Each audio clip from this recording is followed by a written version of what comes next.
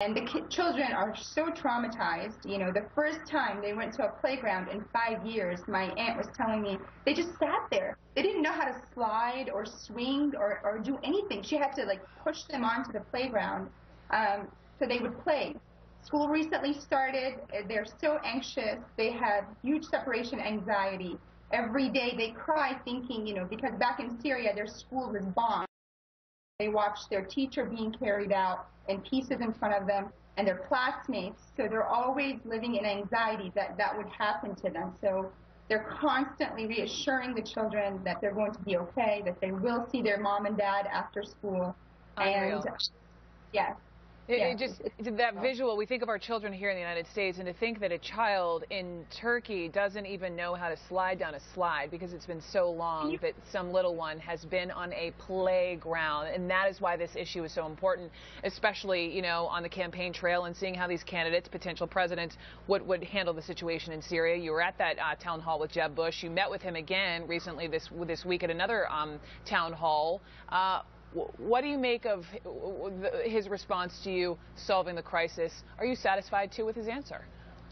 I'm very satisfied. I just wish that he was president now, because if Bush was president now, Iran wouldn't be in Syria, neither would Russia, neither would Cuba. We wouldn't have ISIS. I believe that President... We don't know that. ISIS had been there for years and years and years in a different form. But go ahead. Right. But I feel like there wouldn't be barrel bombs in Aleppo. And, you know, I'm an independent who voted for Obama, but Obama has completely abandoned the Syrian people. They're being butchered every day. There's over 100 people every day being killed on average.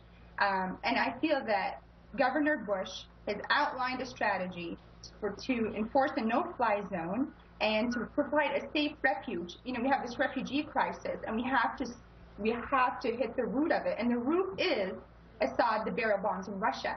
And if we had a no-fly zone, people can go back home. My family wants to go back home. All Syrians, they want to go back home. They just need it to be safe.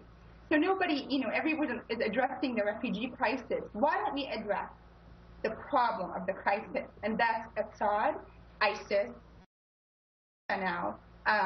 So the Syrian-American community, we're all behind Governor Bush.